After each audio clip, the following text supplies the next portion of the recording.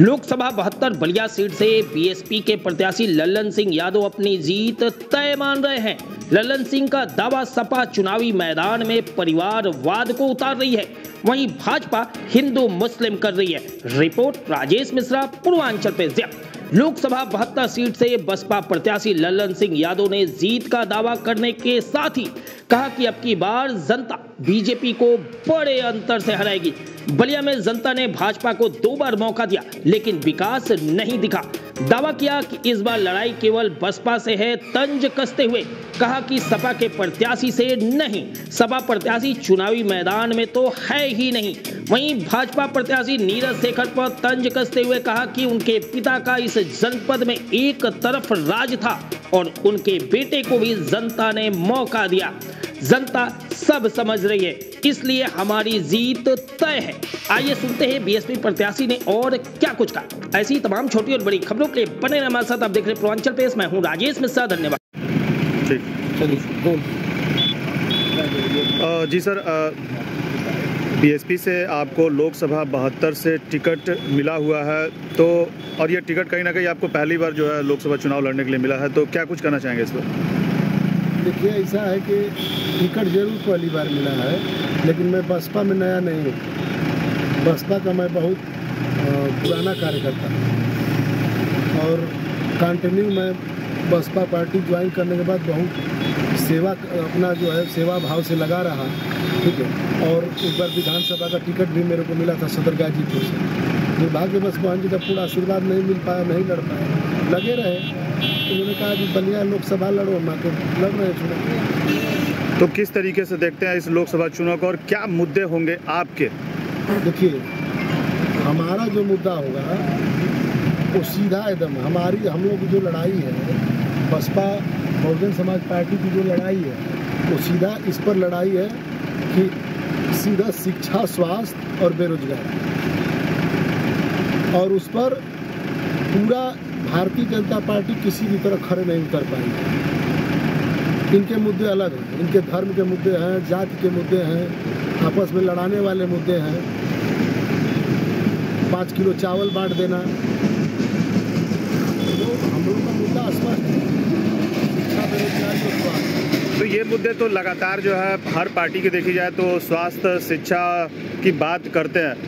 बात केवल अगर बलिया लोकसभा सीट की करें तो यहाँ कौन सा ऐसा मुद्दा है जिसको आप उसको खत्म करना चाहेंगे, लोगों को उससे निजात दिलाएंगे? देखिए, बलिया लोकसभा सीट की जहाँ तक बात है तो मैं पहले भी जिस दिन मेरा घोषणा हुआ था यहाँ से 10 साल भाजपा की, हाँ, पूर्ण रूप से 10 साल भाजपा की सरकार रही। हाँ, इससे पहले भी जो यहाँ के सांसद महोदय रहे हैं, या आपको भी पता है, हमको भी पता है और यहाँ के आम जनता को भी पता है कि एक आदमी के हाथ में बलिया रहा है। वो तो बहुत महान थे, उनका मैं अब नहीं कहना चाहूँगा, ठीक है। पूर्व प्रधानमंत्री माननीय चंद्रशेखर जी, ठीक है, और उनकी तो छोड़ दीजिए, उनके पुत्र भी कंटिन्यू रहे हैं, लेकिन विकास जो बलिया का होना चाहिए तो विकास नहीं हुआ बलिया।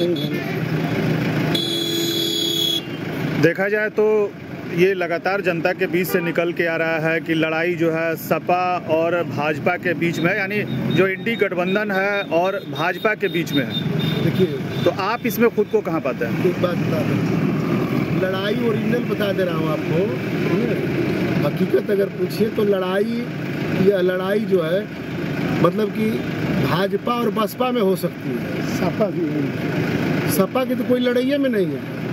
कौन सी लड़ाई बताइए? सपा का कैंडिडेट जो आए हैं, ठीक है, माननीय सनातन पांडे जी आए, तो ये ऑलरेडी लड़ करके गठबंधन में हार चुके हैं। जिस समय बसपा सपा का गठबंधन था उस समय चुनाव हार गए, अकेली भाजपा जो हरा गई, जान लीजिए। अच्छा, ये भी कहा जा रहा है कि बसपा जो है बलिया लोकसभा सीट से कहीं ना कहीं सपा का वोट काटने के लिए ही एक यादव को उतारा गया है। देखिए, इसमें कितनी सच्चाई है? देखिए, आप बहुजन समाज पार्टी के उत्तर प्रदेश के हर सीटों का मूल्यांकन करिए।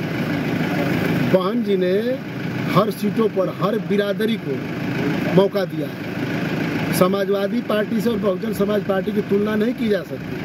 अगर जहां तक यादव की बात आ रही है तो यादव कैंडिडेट समाजवादी पार्टी ने एक भी अपने परिवार के अलावा अगर अदर को दिया है तो बताइए, किसी को नहीं दिया। आप पूरा मूल्यांकन करिए, किसी अपने परिवार के अलावा किसी भी यादव को उन्होंने नहीं लड़ाया। बहन जी ने 3 यादव उत्तर प्रदेश में सांसदी लड़वा रहे हैं, चुनाव लड़वा रहे हैं उन्होंने। हर आप यहाँ से देख लीजिए, बनारस में देख लीजिए मुस्लिम कैंडिडेट है, आजमगढ़ में देख लीजिए, आजमगढ़ का अभी मतलब टिकट अभी कंफर्म नहीं हुआ है। भीम राजभर, कुशलमपुर से भीम राजभर लड़ रहे हैं, मैं यहाँ से यादव लड़ रहा हूँ, उसी से आपको बालकृष्ण चौहान जी लड़ रहे हैं। तो उनको हर बिरादरी को मौका दिया, ये कौन सा वोट काटने वाली बात है?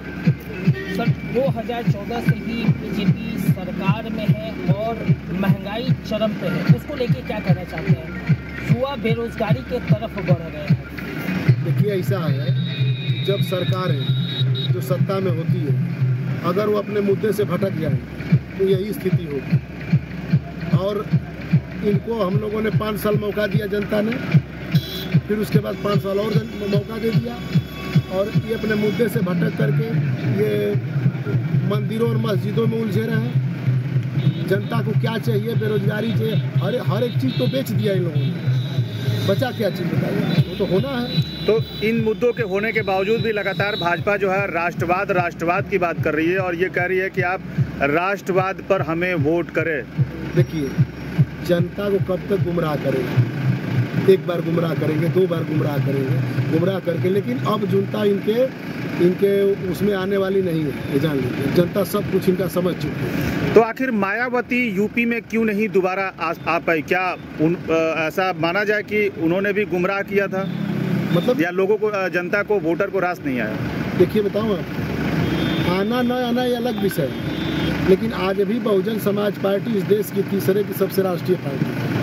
आज उसके पास जो वोट है वो बाकी, अगर भाजपा, कांग्रेस और बसपा यही 3 राष्ट्रीय पार्टियां हैं, ठीक है। जीतना न जीतना वो अलग का विषय है, लेकिन वोट बैंक का शेयर देखिए कि बहन जी के पास कितना है, समझ रहे हैं। लेकिन वो लगातार दावा तो कर रही है, यहाँ तक ये भी कह दिया गया कि वो बीजेपी की बी टीम है और सत्ता में आने का प्रयास किया नहीं किया ये तो बात की बात है, लेकिन वो आई नहीं। इसके पीछे वजह क्या रही?